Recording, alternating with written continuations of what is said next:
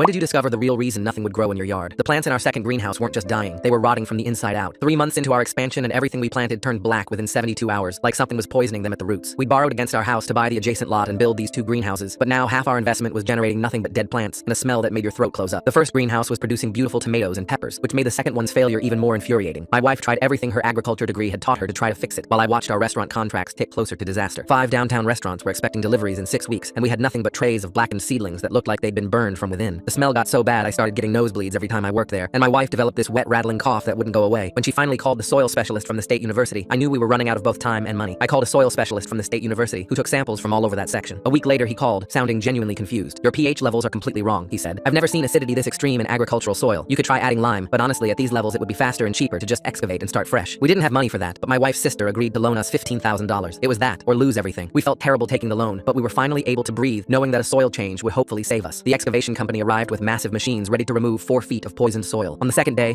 I was checking invoices when I heard the operator screaming, not shouting, but actually screaming like he'd been hurt. I ran over and found him stumbling away from his machine with vomit on his boots. In the hole he'd been digging about 3 feet down was something wrapped in yellowed plastic and duct tape. Through a tear in the plastic I could see grayish skin and what looked like fingers. My legs went numb and I had to sit down right there in the dirt. My wife called 911 while the excavator operator kept saying, "That's a person, that's a whole ass person in there." The police arrived within minutes and made us all leave the area. I watched from behind the crime tape as they photographed everything, then carefully cut open the plastic. The body inside was perfectly preserved, like those mummies you see in museums. It was a young man wearing jeans and a concert t-shirt. His mouth was open wider than seemed possible, and his hands were frozen in claws. The detective asked me about the property, and I told him we'd bought it 8 months ago from an estate sale. The previous owner, Carl, had died of a heart attack, and his kids just wanted quick cash. They mentioned he'd run a funeral home in town for decades before retiring. As soon as I said funeral home, the detective's face changed completely. "Don't go anywhere," he said, and made a phone call. 3 days later, the detective called me to the station. He looked exhausted and slightly sick. The victim's name was Miles, he said. He disappeared 6 years ago while working at Carl's funeral home. The medical examiner found something I'd never seen before. He pushed a report across the table and pointed to a highlighted section. Miles was embalmed with formaldehyde while he was still alive. The chemicals were pumped into his arteries through the same machines used on corpses, but his heart was still beating when it happened. I couldn't speak, so he kept going. Based on the lung tissue samples, he was conscious the entire time. The paralytic drugs kept him from moving or screaming, but he could feel everything. It would have taken about 20 minutes for the formaldehyde to replace enough blood to kill him. 20 minutes of knowing exactly what was happening while his body turned into a corpse from the inside out. I threw up in his trash can while he got me water. When I could talk again, I asked why Carl would do something so evil. The detective shook his head. "We may never know for sure. Miles worked at Carl's funeral home and supposedly quit suddenly 6 years ago. Whatever happened between them died with Carl, but he clearly knew exactly how to make someone disappear, and he used his professional knowledge to do it in the most horrible way possible." They brought ground-penetrating radar to search the rest of the property, and they found 2 more bodies in different spots around the old farm. Both were former employees who had also supposedly quit and moved away. The detective showed me photos of their missing person reports from years ago. Carl knew exactly where to bury them, so the formaldehyde would leak slowly and never be detected. If you hadn't tried to grow food there, those bodies would have stayed hidden forever. The investigation shut down our farm for 3 months. We lost all 5 restaurant contracts and had to declare bankruptcy. The bank took the property, and we moved in with my wife's sister. Last week I drove past and saw the new owners had planted a vegetable garden right over the spot where we found Miles. I tried not to think about what they'll find when those plants start turning black.